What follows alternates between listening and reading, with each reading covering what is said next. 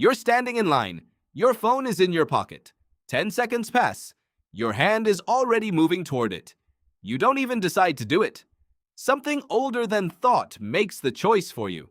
That feeling rising in your chest right now, the itch, the restlessness, the need to fill the silence, has a name.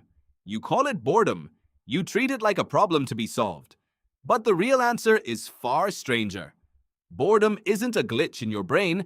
It's one of the oldest survival tools your species ever built. Your ancestors didn't have phones. They didn't have screens, or music, or endless feeds of other people's lives.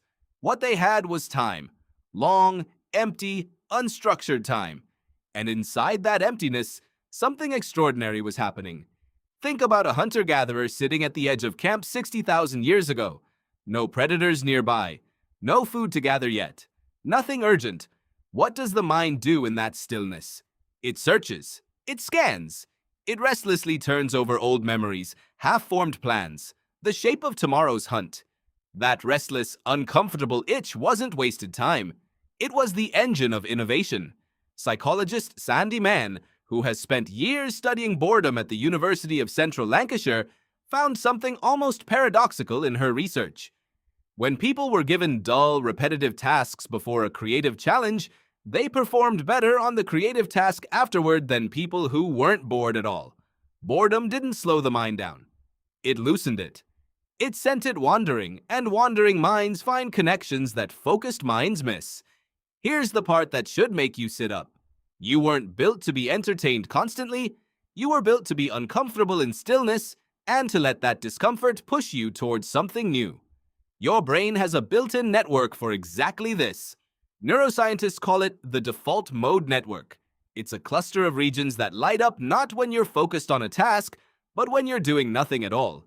Staring out a window, walking without a destination, lying in bed before sleep. Marcus Raichle, the neuroscientist who helped identify this network in the early 2000s, found that it doesn't go quiet when your mind goes quiet. It gets louder. Your brain uses idle time to run simulations. It replays the day. It rehearses conversations you haven't had yet. It stitches together memories into new patterns you never consciously planned. In other words, boredom isn't empty. It's your mind's workshop. So why does it feel so unbearable now? Because for the first time in human history, you almost never have to feel it. The moment that old, ancient itch rises, a screen is there to scratch it. A notification, a video, an endless scroll, all engineered to intercept the exact discomfort that used to send your ancestors into deep thought. A landmark study from the University of Virginia, led by psychologist Timothy Wilson, put this to the test in a brutally simple way. Participants were left alone in a room with nothing to do but think. No phone, no book, just a chair and their own mind. The only other option was a button that delivered a mild electric shock. Many participants chose to shock themselves rather than sit with their own thoughts. Read that again. People opted for physical pain over unstructured mental stillness. That's how unfamiliar boredom has become. That's how far you've drifted from the state your brain was designed to use. But here's the twist hiding underneath all of this. The avoidance isn't making you happier. It's making you shallower. Researchers studying idea generation have repeatedly found that periods of forced boredom, doing dishes, folding laundry, waiting in a line without a phone, lead to measurably more original ideas afterward than periods spent passively consuming content. Passive entertainment doesn't rest your mind. It floods it. It keeps the default mode network suppressed, scrolling instead of synthesizing. Your ancestors' boredom led somewhere. It led to the first tools shaped from stone during idle hours at the cave mouth. It led to stories told around fire, invented to fill silence, that became the first myths, the first religions, the first shared identities a tribe could hold on to. Boredom wasn't the absence of productivity. It was the birthplace of culture. Think about that the next time the itch rises in a waiting room and your hand drifts toward your pocket. What are you actually avoiding? Not nothing.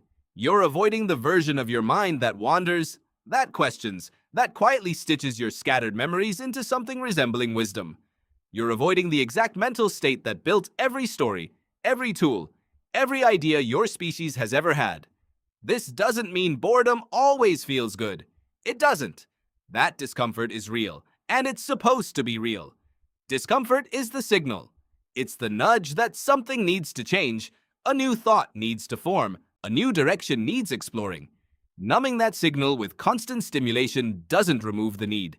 It just delays it, quietly, indefinitely.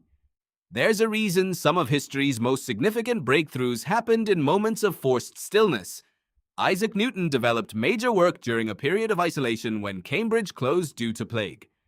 Agatha Christie said her best plot ideas came while washing dishes, mind half elsewhere. These weren't lucky accidents. They were the default mode network doing exactly what it evolved to do, given the rare gift of silence.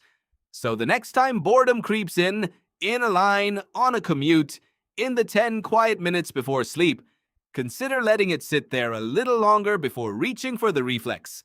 Not because boredom feels pleasant, it usually doesn't, but because somewhere underneath that itch is the same ancient machinery that turned an idle hunter-gatherer into a toolmaker, a storyteller, a thinker. You're standing in line. Your phone is in your pocket. 10 seconds pass. This time, your hand stays still. And something older than thought finally gets the chance to speak.